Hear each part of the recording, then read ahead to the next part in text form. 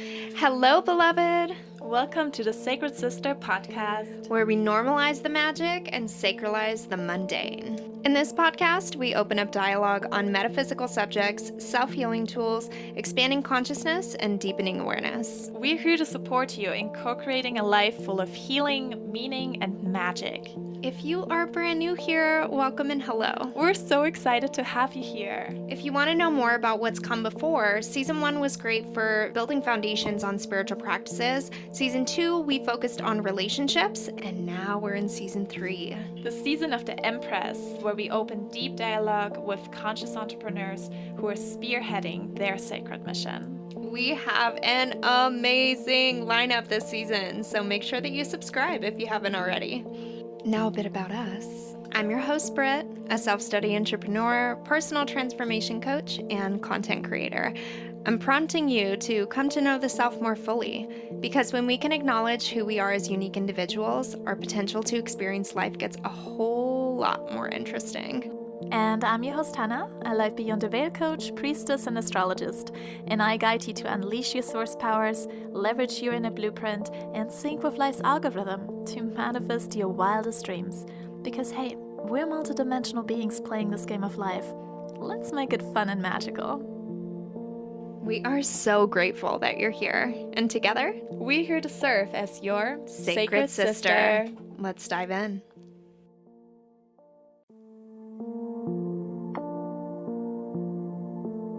Hello, sacred beings, and welcome to another episode of Sacred Sister Podcast.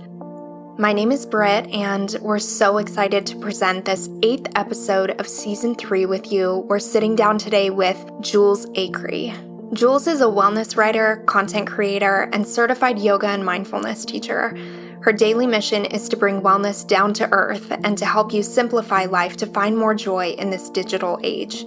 Through her journey, she's learned it's all about the small shifts made consistently that add up to sustained change.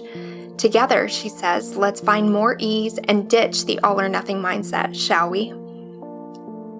Jules is the founder of Om in the City, a mindful lifestyle blog, empowering women to invest in their well-being and pursue their purpose while having as much fun as possible.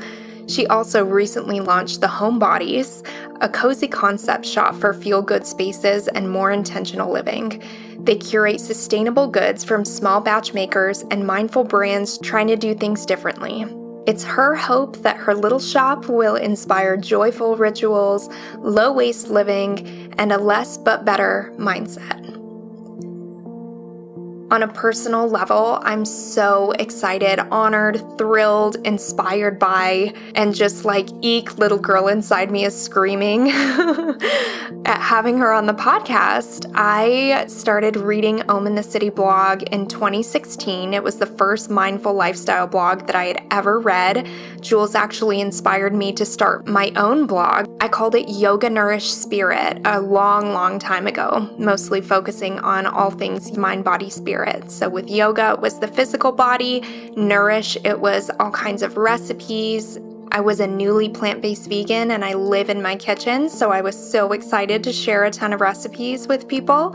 And with the spirit aspect, I had just gotten my yoga teacher training and was really eager to open up dialogue on these more subtle realms, awakening our consciousness and finding more meaning and joy and fulfillment in life. My blog has since taken on many different faces and been rather inconsistent, if I'm being completely honest. As I've grown this podcast and my YouTube channel, I have such strong Gemini in my chart that it's like sometimes very hard for me to just focus on one project. I can get bored. So I love having like 9 different projects to work on at any given time, which gives me that moniker, slow and steady wins the race. That's like the moniker that I live by. And it's a really refreshing piece to have someone like Jules in my life who seems to just have it all together. She was one of the first people to really open up on the comparison game and really talk about unfollowing people that don't make you feel the best about yourself, that you find yourself comparing yourself to a lot. And Jules has admittedly been one of those people that periodically I have unfollowed on social media outlets because I have found myself in a comparison loop with her and her inspiring business and just seeing the things that she was doing and comparing myself to them in an unkind way to myself. And I didn't get the chance to share that with her in the interview, but Jules, I know you're listening right now. And I really have no shame about opening up about that. I think it's so important that we as audience members and teachers and community leaders open up about these really vulnerable processes that all of us go through and have to, at one time or another, feel through and really cultivate what our own personal truth is in that way. You know, that comparison game can be a real life shaker. When the voices, the whispers start coming into your head like, oh, you should be doing it this way, or, oh, look how beautiful that is. Maybe you should try doing that. Oh, what is your deal with consistency? You know, it's those things that whenever you're looking at someone else and trying to like fill the shoes of a path that is just not yours, there is such deep, potent medicine in reckoning with that piece of yourself and just admitting that it's there. This is the beauty of shadow work that we're able to do as spiritual entrepreneurs and just regular old people living life from a conscious awareness state that is interested and curious to know what our own imbalances are and how to go about healing them and balancing them. Before moving on to our next item of business, so to speak, I just want to relay one of the really special things that I found in being an audience member of Jules's is that she's just so honest. She's so vulnerable with her processes and just so real. I love that. I love how down to earth she is. And you'll really get a sense for how down to earth Jules is in this interview. She admits when she's tired. She admits when she's feeling overwhelmed. A big main vein in her business mission is being real, being honest, not having to feel like she has to make everything big and pretty and cute and light and fun and positive all the time. And I really love that. I think that the community needs even more of that. And I'm so happy that Jules is showing up in that way to her audience and to the world. Before we dive into this episode, it's actually a very vulnerable piece for me to open up on, but I feel like it would be so inauthentic to not let the Sacred Sister podcast audience know what's going on in our personal lives. On September 5th, I lost my father in a motorcycle accident, and it's been a really, really tough last few weeks. We were contemplating rescheduling this interview, but I was feeling really good the morning of, and I just really wanted to sit down and have this inspiring conversation. It's so important for me to open up dialogue on the grieving process. So many of us experience death and loss in our lives, and I feel like there's a big hole around the conversation of how to go about sitting with all of that and just how to find a new normal in this really traumatic time. Even if you're not experiencing death and loss, all of us are experiencing a lot of death in our lives right now, just with the way that our society is and the way that our lives now look. 2020 has been a really beautiful teacher for us in the realm of attachment and allowing the self to be flexible.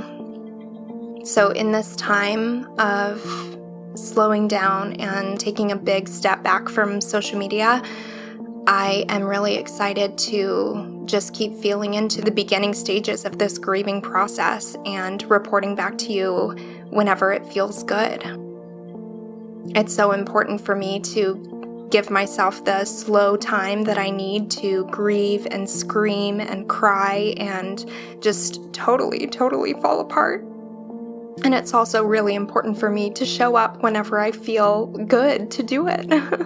And whenever I'm feeling waves of peace and calm, and when I'm feeling into the possibility that this was my dad's path. A lot of you who have been listening for a long time know that I lost my mom just 20 months ago. And this is just like another really, really hard thing for my family to feel into.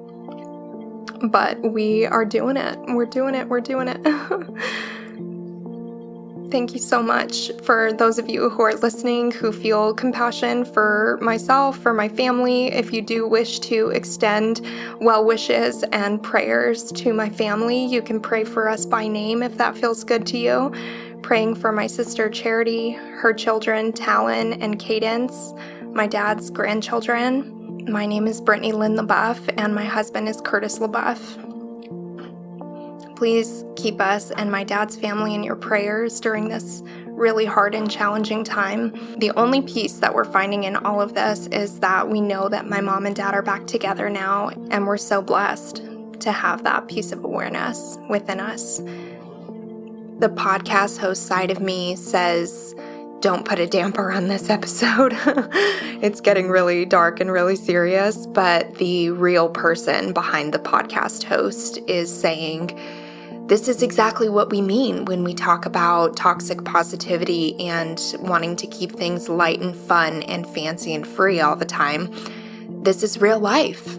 I think it's so important for all of us to get into a deeper space of comfortability when talking about some real shit that's going down, real hardships, and normalizing and getting as comfortable as we can get with being able to sit with people in their hardship. So I just wanted to interject and put that in here. We're so excited to dive in with Jules and just talk about intentional living. She's such an inspiring wellness entrepreneur. I'm so proud of everything that she's put out. Jules has been such an integral part of the weaving of my own growth fabric. And I'm just so grateful to now have her on the podcast. If you are feeling resonant with this podcast and you'd like to extend your own support to us, you can leave us a comment or a rating on our podcast. It's helpful for the future searchability of Sacred Sister Podcast so that more sacred beings just like yourself can stumble upon this podcast at the perfect time for them. Thank you so much for your listenership. We are so grateful for you. And without much more, let's hop over to Hannah's astrology segment, where we're going to take a look at Jules Acree's energetic DNA and how it shows up for her in her life.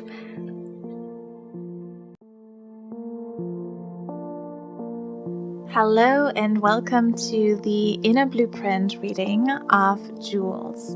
I'm your host Hannah, and I'm so excited to do this little astrology reading of our guest. I love doing these because it shows what kind of archetypes are within them and how are they expressing them in their lives. And while you are listening to the conversation that we'll have with Jules, you can notice those little pieces of what I'm going to tell you about right now and realize, oh yeah, that's her sun. Oh, that's her moon. That's her Saturn. So see if you can recognize some of those. So this is Jules' chart. Her sun is in Libra, in the 8th house, and Libra is the archetype of the beauty, and it's here to harmonize and bring balance and peace and bring people together, bring two opposites and make them one. And I love how she called her blog and the City, because it literally brings those two opposites together, the the flow of living, the spiritual part of our lives, and then the city, which is the work, the hustle, the go mentality. How can we bring both of them together and, just as Jules likes to call it, have that healthy hustle in our lives? And then her moon is in Capricorn, conjunct her Saturn. So Saturn is the ruler of Capricorn, and the conjunction really shows that Capricornian energy is so important for Jules to feel safe and comfortable and also to really allow herself to shine her light fully? Well, first we need to charge our moon in order to be able to shine our sun. So for Jules, it is all in the 12th house as well. So what she needs to feel comfortable is to create this structure, this organization, this plan, so that she can, this is where the 12th house comes in, so she can flow through her day easy and effortlessly. It's almost like she creates a riverbank and it takes her exactly where she needs to go by the end of the day. That's her plan.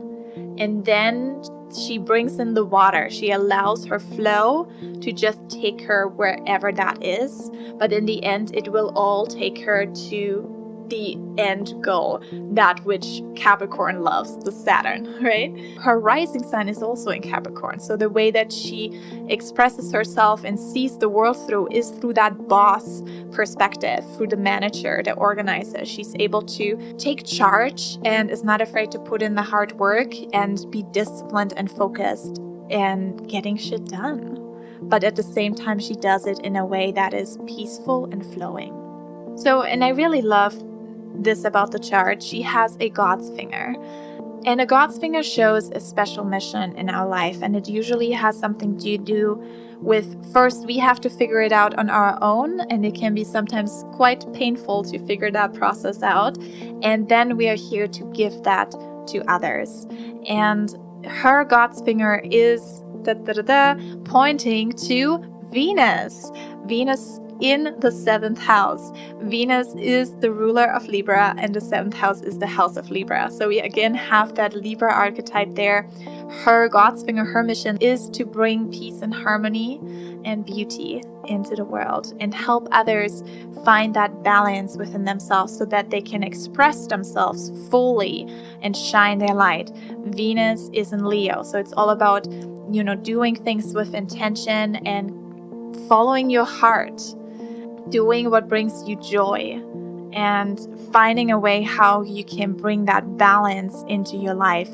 And now guess with what planet it's also connected with, her God's finger.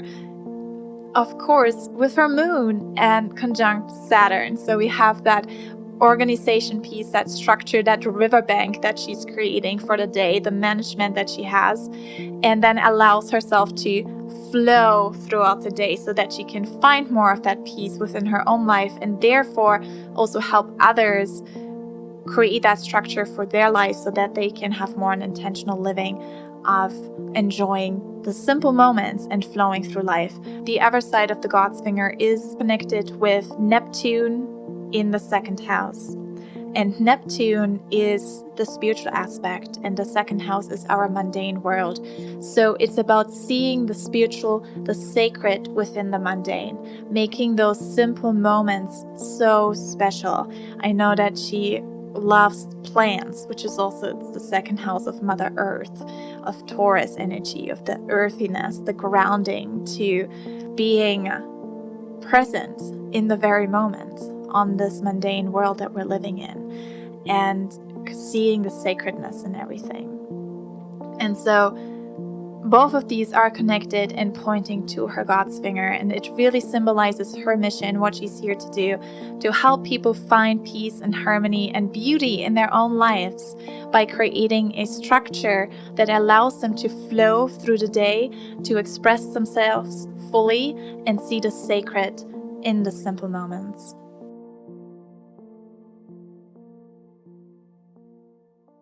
Oh, sacred sister, a kindred flame, may we light one another.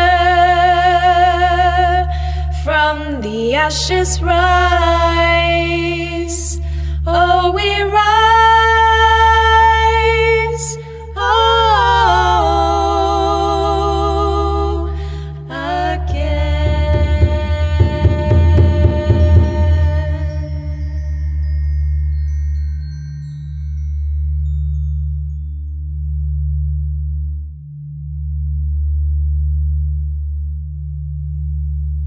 So let's all exhale through our mouths, letting out all the existing stale air. And inhale fresh air through the nose, filling up the body. And exhale through the mouth. And this time, inhale through the nose, feel the lips closed. And exhale through the nose, letting the breath graze the back of the throat.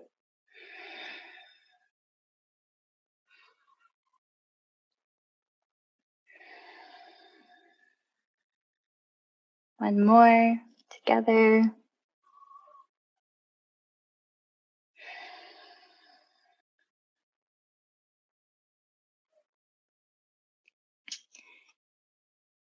I do agree. It feels good to find some stillness and some quiet before diving into, I'm sure, a very dynamic conversation with two beautiful ladies. I know that during this time, it's been a lot of ups and downs for a lot of people, and for me too. But I think remembering the power of connection and community, even from afar and through our screens, I think it's so important to not lose sight of that connection, even though it's easy to fall back into your cocoon and want to isolate. But some of the best practices for being healthy and feeling vibrant and alive is connecting with one another. So thank you both for having me today. That was beautiful. Thank you so much, Jules. And welcome. Welcome to you. Welcome to every pair of ears that is listening to this episode from whatever corner of the globe that you're tuning in from today. We are so excited to be seated here with you today. And we're sitting here with Jules. Hi, Jules Acree of Hello. in the City blog. Welcome to Sacred Sister Podcast. Thank you. Thanks for having me. Yes. Wow. So this is one of those moments for me that I've had a couple times on this podcast because we've been so blessed with the guests that we've been featuring. But Jules, you've been like one of the foremost figures in my life. I feel like you introduced me to what influencership was. Like in 2017, you were one of the first mindful lifestyle blogs that I started reading in like 2016. You inspired me to start my own blog. It's just so special to have you here on the podcast. And I just really wanted to acknowledge you for so much of the work that you've put out and the mindful content. And I'm just so excited to open this conversation with you today. Oh, I love that. I love that you've been reading along since 2016. That's so cool. I know. I remember us having DMs back and forth all those years ago. So it's really cool. Even though I haven't met you in person, I do feel like I know you in a sense. So it's really full circle, I feel like, to be on your podcast. Yeah. So beautiful. And I'm so excited to meet you and talk to you today. And we want to be like opening up on the art of intentional living. So Awesome. I feel like you're such a pioneer in this intentional way of how you have your blog, how you do your entrepreneurship, how it all started for you and how you're thriving. It seems like you're truly like simplifying and thriving, and it's so inspiring. Thank you. I would love to know, how did this all start? How was in the City born, and what's your story? That is always such a loaded question for me. Like, how did I start? Because it started, I want to say, I mean, it's been about 7.5 years, I believe, since I had the idea of wanting to start a blog and actually purchasing the domain and going through all of that. But I'd say like the space has evolved so much and so quickly over the years, just like the internet space itself. But I started simply because I loved writing. I've been writing my whole life, whether it's creative writing, songs, lyrics, poetry. Brittany, I know that we have music in common. We both connect very much to music, and that's still like a part of my life in a very small way, but it is a way of expressing myself. So I'd say I started in the City just out of a pure need for an outlet to write, to express like the journey I was going through, the things I was learning in wellness, in natural skincare, in eating real foods. And it was like a healing process for me, because I was also, before that, I was going through some mental health issues with like depression and eating disorder. And so having that blog, it was my way of kind of reclaiming my health on my own terms and being able to like document that journey. So I had no way of knowing that it would evolve into my full-time job. So I started out with purely the lens of just needing to express myself, and it evolved and it shifted, and now it's like kind of crazy to still be doing that, because I feel like a lot of the times when I was in like the 9-to-5 world, I would kind of hop from job to job, not necessarily out of intention, but because it wasn't feeling in alignment with me and I wasn't happy. And so I would try to shift and find a different job. But then what was always consistent for me was my love for blogging, and that continued on. So I'd say this is the longest I've held a job for, and it's for myself.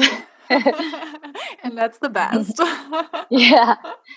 And I Exactly. love how you said that you started out with the intention to just express yourself. That's so beautiful, because it's your sun, right? That's our sun. That's how we shine our light in this world. And it's like we are all creatives in our way. And you're a Libra sun, which is just so perfect. Like when I saw that you're Libra sun, I was like, oh my gosh, of course she is. Everything is so beautified and harmonious and balanced and peaceful. And it's just this beautiful, the way that you express yourself is just shining your light into the world. And I love that that was your original intention, because, you know, in this day and age, it's so easy for us to feel like, okay, I need to make money, or I need to, you know, build my own business. Okay, what do I start? What is needed from the people? Or, you know, like looking at from that perspective of having the intention of like building a successful business. But I love that your intention was just, I'm just going to express myself. And then that's how things flow. It's really is like that. And it's so I do feel that when you are, and you guys, I'm sure you know this, like when you are fully in alignment with something, it's like the gift that keeps on giving, because the creativity is there, like what you're saying is there, the words are there, everything is just kind of flowing out of you because you've hit that alignment. And so I know that I do feel lucky that like I was able to figure that out early on. And I know like we're always going to evolve and our interests are going to shift. And so it's hard to continue to like ask yourself like, well, what do I want to do next, or what am I doing that doesn't feel in alignment, even though I started it feeling in alignment. So just knowing that as you grow, things are also going to have to grow and shift and change too. And it's not always like an easy answer for what that next thing is, but I think just being open to things changing is a good thing. I think it's amazing how you've had this for 7 years and you still stayed with the same brand and same name. I just know for myself, I'm like always reimagining something new. And I'm like, I want to change this up and change that. Like, how do you stay so grounded in that brand? Well, it's so funny because the name was one of the easiest things for me to come up with. I feel like it was one of those things that just clicked one day. I'm like, oh, this makes sense. And I feel connected to it. Now, like, I would say like it still applies. And, you know, I started it when I was in New York City. So I was thinking of like, and the city, you know, the fusion of finding my pocket of peace in a busy, chaotic city. But no matter where you live, you're living in a city. So like it still applies. And no matter how like much hustle and bustle it is around you, it's still a good reminder to find that sense of groundedness wherever you are. And so I still connect to the name to this day. But obviously, like I'm looking at expanding other things. I just launched my shop, The Homebody. So that's a different name, but it's under the same umbrella, I guess, technically. Yeah, I love what you just said right now about the pocket of peace and what you said a minute ago about staying in alignment. And I'm really curious.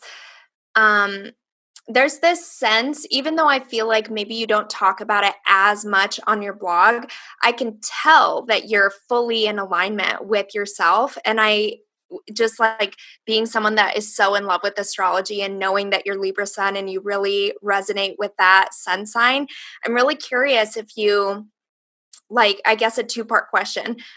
One, like, what are some of the spiritual practices that you are finding really help you come back into alignment at this time in your life, in this season? And also, like, what do you do when you start noticing that you might be falling out of alignment, or if you start getting confused about what your message is? Or do you ever find yourself like in taking other people's opinions? I do that a lot, and like getting confused with like what your perspective is. Totally. I mean, I actually feel like I'm in that state of confusion right now. It's so funny because like last week I was feeling so in alignment, and this week I'm like feeling a little off, and I don't really know like what exactly, and I can't like pinpoint what exactly the reason is, but it's just one of those weeks where I'm feeling the imposter syndrome and feeling like I'm not good enough, or I'm not clear enough, or, you know, and that ebbs and flows. And so luckily I feel like I have the tools in my toolbox to recognize those emotions and know that that's always going to be shifting and changing, and knowing that last week I was on cloud nine. So what shifted, you know? But I do think that one of the best things we can all do is to physically distance ourselves from our phones as often as possible, because I think that really does create a lot more anxiety than what we would have had if we, you know, weren't on our phones for our work all the time. It can get really noisy, and I turn off all my notifications. I feel like I put my best foot forward in terms of setting those boundaries, but yet it's still one of those things that's like a constant practice. So I think anytime I'm starting to feel lost or confused, it's usually because I need to tune out the outside world and tune into myself. So whether that's deciding to be out in nature all day, not be on my computer, not check emails, I think that's when when I'm able to like consume good, conscious things around me versus like consuming what just pops up without my decision, like on the phone or on my Google or whatever it is, news, things that I try to control, but like it's not really my curation of stuff versus like, for example, like an Instagram feed. You can choose who you follow. It's a neutral tool. If it's a bad experience for you, then maybe you're not following the right people. But that's just one area of my thing that I can control, but I can't always control who's in my inbox. I can't always control what ads I'm served. I can't control what shows up on Google, on news, all that kind of stuff. So sometimes just distancing yourself from that is what we all need. Yes. And it's such a part of that intentional living, right? As you were just saying, like, I can't control whatever people do and say, but I can be intentional with who I connect with. Absolutely. Yeah. I think a big part of intentional living is really just slowing down and not giving into that autopilot behavior, and like just doing things because you are used to always doing it that way. But the more we're able to like sit, even like for a split second, just like think for a sec, do I really need to buy that? Do I really need to defend my stance on this? Do I need to, you know, like make an excuse for this? You know, like there's just things that pop up in conversations, even with like people you love, or, you know, like picking and choosing your battles, or same thing with work. It's like, do I need to do that? Is it worth going through that route of, you know, of opening those cans of worms and things like that? So I think just slowing down, and rather than our gut reactions to things, I think is often helpful for me in any way. Yeah. Wow. I feel like it's just so inspiring for me to be sitting here asking you these questions. And I love how it's like the great people that we sit down to talk to on this podcast, and when we really open up deep dialogue and find out how simplified they really try to make their lives, it's like just so inspiring to me, because it always seems like when we're intaking these people that we admire so much and we're super inspired by, it sometimes seems like they must have things that we don't, or something, you know, whether that's internal gifts or outward material things. But it's just so inspiring to be hearing these words of affirmation that are like, oh yeah, really, it's as simple, like the meaning, the juicy, good, like heartfelt experiences are just from the meaning that I place within the simplest things. Like I was getting home from New Mexico, and for those of you that might not know, in our audience, my father passed away a week and a half ago, and I hadn't been able to sit at my altar space until last night. And I only had the energy to dust my altar space, and it made me cry so many tears, because I was like, this is what life is about, is finding the sacredness, finding the sacred practices inside of your life, and whatever that looks like. Even if it's just taking the things off your altar and dusting, and that's all you have the energy for that day. If the meaning and the intention is inside of you, it rejuvenates you in a way that it doesn't matter if you spend 5 minutes or 20 hours, doing something. You're always able to work with it. Absolutely. I think it's, recognizing that the all or nothing mindset doesn't serve anybody. You don't have to be all in or all out. Same thing with, you can make one decision, and because you only have the time for that, whether it's, for example, movement, like I only have 10 minutes today.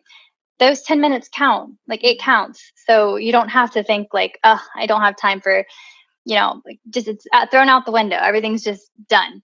We have the power to shift our day within a moment's notice if we really want to. And you can either let something have like a conflict, and you can either let it weigh you down the rest of the day because of that one interaction that was not so positive that morning, and you can let that bring you down the rest of your day, or you can shift it. But as well as, learning to shift things, you also know that like these emotions are human, and these ups and downs are going to like happen to everybody. But at the same time, you feel those feelings. But there used to be times where I would think, oh, that person was so mean to me, like, and I just keep replaying it over and over in my head. And it's like, why am I letting that negativity take up space and energy in my life right now, when I could literally just be like, cool, that hurt, moving on, goodbye. Yes, and I love how you were saying, Britt, about like really simplifying and bringing the sacredness into the little things. And I feel like you, Jules, you love plants. And I watched the video where you talk about the 5 life lessons that you've learned from plants. And I love it so much. It's so good. It's just so true. Those little pieces, like taking care of my plants, is such a meditative practice for me too. And I love digging my hands into the soil. And just yesterday I was thinking, it's so funny how officially when you type in like gardening photos, because I was looking for something for my blog to have like a photo of like hands in the soil, and like I was like typing in gardening, and we see gloves, so many gloves, people putting gloves in, and I'm like, wow, it's so normal that we think we have to wear these gloves. And I get it when there's cactus and thorns and stuff, like, but like for the normal earth and just like planting, replanting plants, I love to not wear any clothes, and I just wear my, my bare hands, and I dig into the soil and I feel it, and I get dirty, but it feels so good. And it has such great health benefits too, like scientifically seen as well. Yeah, no, absolutely. I feel you right there. I think it's funny because whenever I am like repotting a plant, it's usually like something I haven't necessarily planned in advance. It's like, oh, I should just go do this right now. And I always happen to be wearing white. And my husband's always like, why do you repot plants when you're wearing all white? I'm like, I wasn't thinking about it, but I'm not afraid to get dirty. So let's go for it. That's too funny. And whenever you were just saying about the skin making contact with the dirt, Hannah, I was thinking about a couple years ago whenever I used to be so afraid of dirt. And I realized the first time that I went to Spirit Weavers, it's this women's gathering in Southern California. And the woman I was in the car carpooling up to the place with was like, oh, I just can't wait to take my shoes off and roll around in the dirt and not wear my shoes the entire time and just get muddy and get dirty. And I was like, I looked at her and I was like, there's like no bigger fear in my life. And I realized at that gathering how ungrounded I was and how like irrational. I had so many irrational fears. And one of those was that my parents always made me wear shoes and they never let me walk on the bare earth. So I told myself, I'm going to take my shoes off too. And I'm not going to wear shoes the entire gathering and just see what happens at the end of it. And I was like, tiptoeing like so painfully across just like regular ground. And by the end of it, it was so nice because I was able to walk on the earth. And I just want to say that for anyone that's listening to this right now who maybe hasn't thought about that, but you know that you don't like getting sand between your toes or dirt on your feet, like check in with the chakra system and check in with how rooted and how grounded you feel. That can be incredible medicine for you. I mean, it was for me. Yes, and I feel like it's like an American thing too, because the only people that I've met that always have to wear shoes or even socks when going on the grass, it has been here in America. But me coming from Germany, we walk around barefoot and that's what it is. But whatever, there are different people in all countries. But that was just like my experience. That was the first time that I realized, wow, there are people where it's really hard to walk barefoot. And I love that you just shared that story, Britt, because I know my husband had a hard time and I always ask him, take off your socks. Come on. He's like walking around in the grass with socks. And I'm like, no, take them off. My daughter is already so used to, like, when we get to a grass, she's like, I'm going to take off my shoes. And she goes and throws her shoes away and runs around in the meadow. I'm like, yes. Well, I feel like I've been barefoot for most of this quarantine time. So I'm like outside in our patio, pretty much barefoot. And anytime we like do any street things or any neighbor things on our street, we're like all barefoot walking out there. I feel like by the end of the day, if your feet aren't dirty, what were you doing? What were you even doing that day? And Jules, I know you're a yoga instructor too. And my teacher, Annie Carpenter, one of the first things she says all the time is just like, let's get out of those shoes. Let's wake up the arches of the feet. And like the soles of the feet and the way that you stand is literally like some of the foundations of the health of your body, the way that we hold our body too. And I know that I used to be super, super flat-footed, but integrating a lot of yoga into my practice has not only gotten rid of so much of my scoliosis, and I grew over an inch when I started doing yoga, but it's activated so many of the arches of my feet too. Yeah, no, it's amazing. I mean, obviously there's so many health benefits to yoga, and it's the one consistent movement that I've held on to, over the years since college. Because there was a time when I hated yoga because I thought it was boring and I was laughing because it was too quiet in there. I couldn't handle the silence, but I was also really young and just wasn't mature enough to handle it. Yeah, it definitely grows you in a lot of ways. I really want to touch on something a little bit different now because I feel like you're such a magician at organization and executing like really a productive workflow. And I just recently saw you release some content on like batch tasking. But just like knowing how to balance personal relatability with your audience and also delivering like informative education, and your work performance obviously is just skyrocketing all the time. Do you feel like these are like natural and intuitive gifts of yours, or have they been like a really learned thing over time? I think it's a little bit of both. I have always been someone who likes to plan ahead. And I think that's kind of one of the first steps to making the most of your time and energy is just being prepared or planning ahead. But beyond that, like when it comes to like my space and, being intentional about what's on my desk and what's in my home, all that kind of stems from the fact that I have anxiety, and clutter plays a big role into that anxiety, into managing it. So I think that I've learned so much over just being an entrepreneur and working from home. There's things that like I was doing at the start of working for myself to learning that that's not really serving me. And I'm losing a lot of time and focus and energy when I could be, performing at a I could be doing the same task in half the time just because I've eliminated the distractions. And I feel like most of us, we would like to spend less time working and more time living our lives, right? So why not find a way to, harmoniously be more efficient? And, if we can cut out the distractions the best we can, that's going to help us get more done, because we still, at the end of the day, gotta get shit done. And you have to, pay your bills and all that stuff. We can't just, pretend like that doesn't exist. So I think productivity often gets like a bad rap because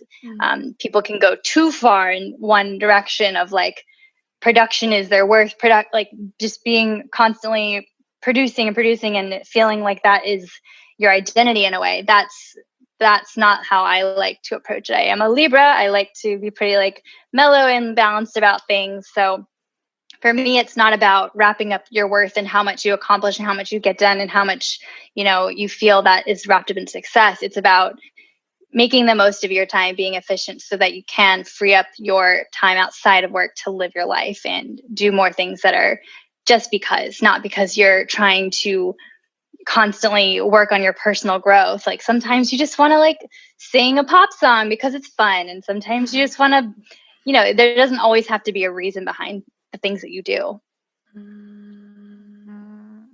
Totally. I feel like that comes right back to that living intentionally, living with intention. So my next question is like, was it the chicken or the egg? Did you start to notice that you were working a ton and realize that it was bringing you out of balance, and you intentionally started, bringing in the practices that let you be better with your time management, or how did that start expanding for you?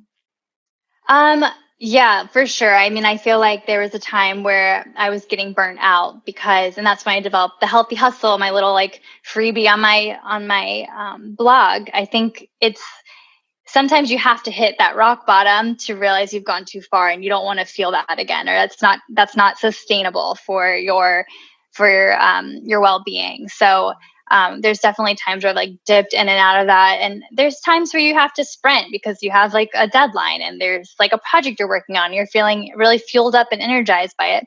But it's good to acknowledge that, working early mornings and late nights back to back to back ongoing is not good for your mental health or your physical health. So for me, I just had to experience that to realize I don't want to feel like that. And like, why am I working so hard? If like, what's the point of all this? What am I working towards? Can I find a little bit more peace in what I'm doing and realize that like what I'm doing is fulfilling for me. And I don't necessarily need to be constantly go.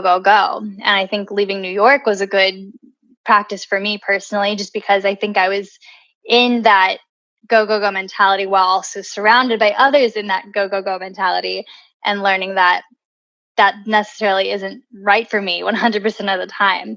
And I prefer to operate more intuitively, like going with the flow and the waves of my own emotions and my own energy output. I can't, we can't wake up and expect to operate the same way every day. We don't wake up with the same amount of energy every day, with the same mental clarity and focus. Like it's different every day. So I like to wake up and ask myself, how are you feeling today? How's my brain? How's my heart? How's my body feel? And approach it day by day in that way, knowing that I have the tools in my toolbox to try to make the most of it, but also knowing that some days are going to be a total wash, and that's okay.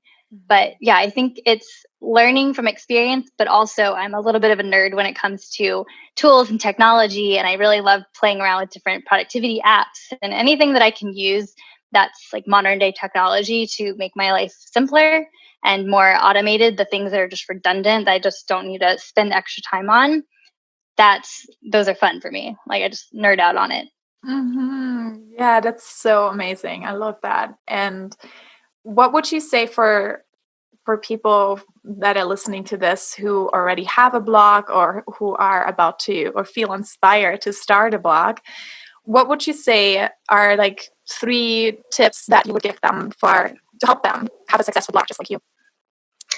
I would say the first thing is have your vision. Like, what are you excited to share?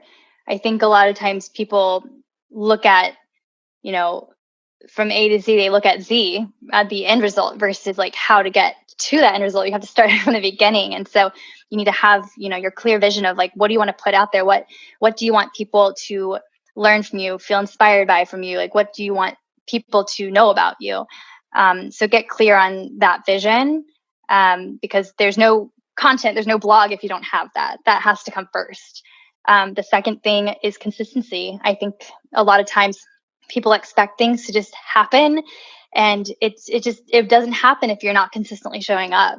And I've been consistently blogging since I started 7 years ago. There was like a tiny period where I stopped because I was questioning whether it was worth doing it. I was questioning, should I just delete my blog? Nobody's reading it. I feel like I'm speaking to nobody. So there was that time where I doubted it, and I almost deleted it, and I'm glad that I didn't. But when I came back it was after my yoga teacher training in Nicaragua, I came back and I was like, okay, I really care about this. It makes me want to cry, the thought of deleting this platform, because I have poured so much of my heart and soul into it. So I'm just going to keep going. And hopefully one day I will attract the right people who will enjoy what I'm putting out there. So I kept consistently showing up. And I think, consistency and heart. You just have to have a heart. And then the third thing, I guess, from a more practical, more like actionable thing, is to be strategic and to think of all the free resources out there on the internet. There's so many YouTube videos. You can connect with so many different people. You can find mentors. You can, I'm pretty sure like anything that you want to start, someone has done it before and has paved some sort of way for people to learn. So utilize your resources that are on the internet. Totally. Even you just mentioning about the guide just now, that there are guides out there that can help you.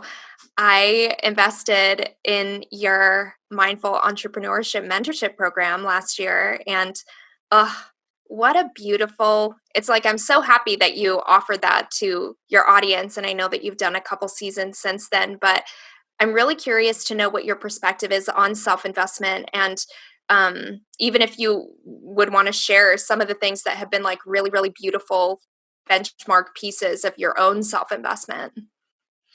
Yeah. I'd say that investing in yourself is one of the best things you can do for yourself and your own personal growth. I think a lot of times people can justify spending money on more material things that they can see and hold and touch and feel, but like knowledge and information is not always something that you can like tangibly experience. So I think that you have to kind of step back a little bit and think about, is this information going to set me up onto a path that I'm excited to go down? Is this information going to help shorten the amount of time that I have to do personal research on? Because sometimes, that's why you work with a mentor or you take a course, because that information may already be out there on the internet, but the amount of time that you're going on there trying to search and piecemeal it all together, you're following someone's path who maybe has already done it this way, and you connect to their mission. And so I do think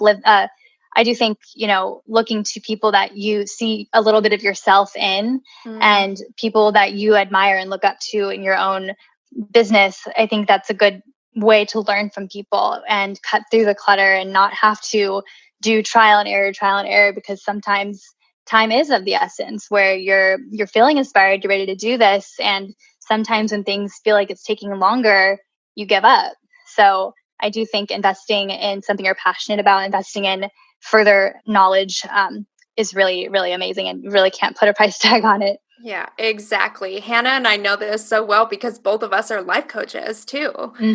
And these are conversations that I personally love having with people, because I know that I did used to be on the other side, where I would look at people that were charging for non-material things, and I had my own money wounds that I was working with. So there was a part of me that was like, how could they, charge whatever it is that they're charging for it? It's already inside of them. Like, why wouldn't they just give it out anyways? But there's such a sacred part of that process that it's like, it is a complete energy exchange, where when you're handing over money to someone who's going to help guide you in X, Y, and Z way, you're not only funding their own beautiful life that they're creating for themselves, but you're honoring the time that they've spent, the hours that they've spent, the large chunk of time that they've spent to cultivate this gift that you're now inspired by. So it makes sense that you would have to pay for it. Yeah, no, exactly. I think that's a big takeaway too, is like a lot of the things that people are putting out there, they did the years of work leading up to, hopefully, because there's a lot of things being sold out there who haven't gone through it. But Totally. For me, like creating, I don't offer the mentorship program anymore just because there's other things I'm more excited to work on. But when I was creating that, I wrote down, what did I do for the last 6 years at that point to get to where I am? And I worked backwards from there and created the course out of that. So it was like my own blueprint and things that I've learned. And I think that's a very personalized thing, depending on like whose course you're taking. Is still going to have their personal journey attached to it. So yeah, no, I definitely am all for investing in yourself and your own knowledge. And I think 2020 is a good year to do that too. Yeah, geez, this year it seems like so much is rolling out for so many people, and it's big waves. Whatever it is, it seems like for most people it's big waves. And I wanted to add this into such a beautiful part of this process for anyone that's listening to this who is hearing us talking about hiring guides or hiring mentors or finding a coach.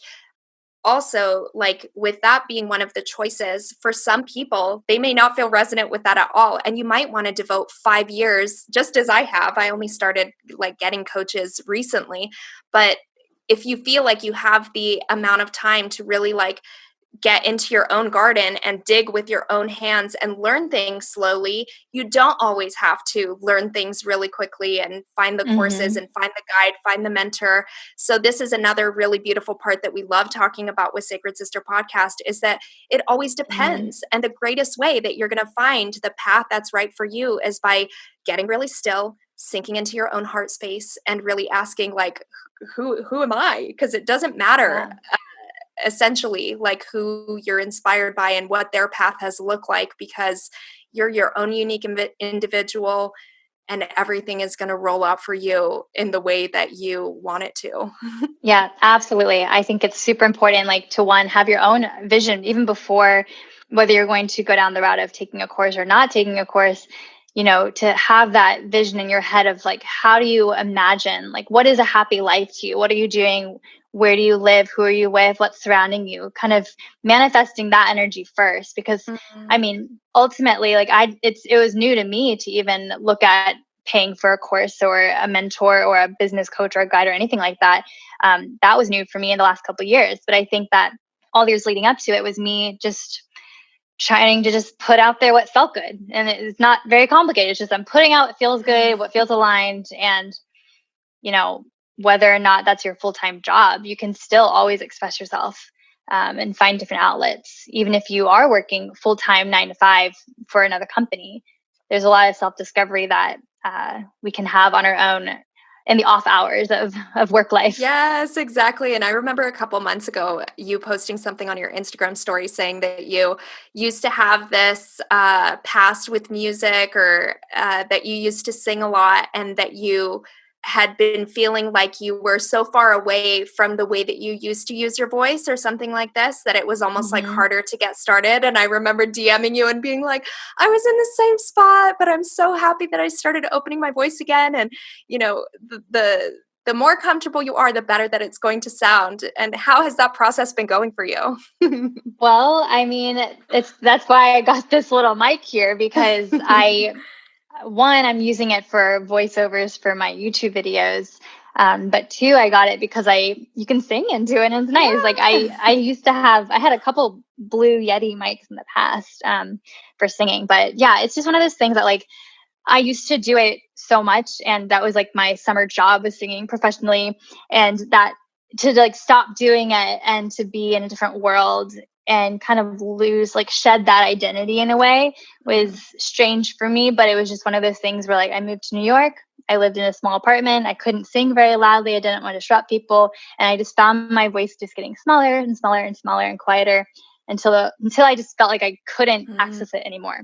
And so when I sing now, I'm like, you need to sing because it makes you feel good and feel happy, not because you care about how it sounds. It may not sound the way it used to. You may not have the range that it used to, but like, do you still feel good doing it? And so that's what I'm trying to do, is like not hold on to what I feel like I used to be able to do or sing better in the past, but like just sing because it feels good. Yes, exactly. Are you there, Hannah? I am here. I just had to turn off my video because the internet here has been really weird. I don't know if you guys hear that, but for me, it's been really cutting off in and out. So, but I'm here.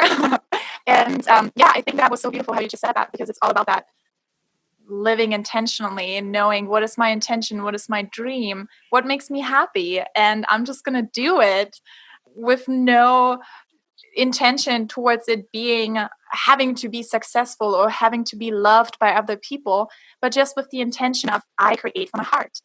I do what I enjoy doing. Yes. And that's when everything else flows into your life. Absolutely. I want to say we want to honor your time because we just have 4 more minutes. So we have every time by the end of each episode, we ask our guests 3 simple questions that you can just answer really quickly. These are our sacred questions. You ready? Yes. So what does sacred mean to you? Sacred means to me. To me, sacred means something that is personal and protected in a way. So something that is for me and not for others. It's something that I do for myself with no expectation of anything external flowing through. It's really just like, this is my time. So I think of my mornings as sacred. That is my time to not focus on anything in particular, just to just be with myself in silence before the dogs and the husband get up. And sacred, yeah, no, it's pretty much just like protected space. Love that. Beautiful. Who is a sacred sister to you, and what does it mean to have a sacred sister? Oh, wow. I have many sacred sisters, I would say. I can't just name one, but I feel like there's so many women in my life who have shaped who I am today. And, there's so much that we learn from each other. But to me, a sacred sister is someone that challenges you in a good way, inspires you, someone who isn't afraid to push you to level up, to learn more, to stay educated and all the things, and someone who inspires you to want to be better. And I really love surrounding myself with women that I am like, wow, they make me want to be better. Totally. And what are some of the ways that you turn something normal or mundane into something magical or sacred? I feel like I find so much joy from the simplest, most mundane things. I feel like that's a lot of what I talk about on the blog. But yeah, just simply like watering my plants. There's just something so therapeutic about it. There's something so therapeutic about touching the leaves of the things that I'm growing. There's so much magic in that. I think just slow moments, hearing nature, hearing the birds, hearing the water flow through my garden, like that. There's so many things that are very peaceful. And when we slow down to actually experience them, we're like, this is magical. Life itself is magical. The fact that I'm here right now is magical. Beautiful. So simple to come back to. Jules, we want to thank you so much for sitting down with us this afternoon and really just recognize all the beauty that you're putting out into the world. Thank you so much. You are inspiring thousands and thousands and thousands of beautiful beings on this planet, and we really love the way that you're showing up. Thank you. Thank you so much for having me. Mm-hmm. And to our audience, I hope that this was inspiring to you too and helps you to simplify, to amplify your life and to thrive and just create from your heart and have that way of really, truly, intentionally living and enjoying the simplest magical moments of life. Yes, thank you. Thank you. We hope that you have a good rest of your day. You too. It was nice meeting you, Hannah. Thank you, Brittany. Nice meeting you. Bye-bye. Yes. Bye. Bye.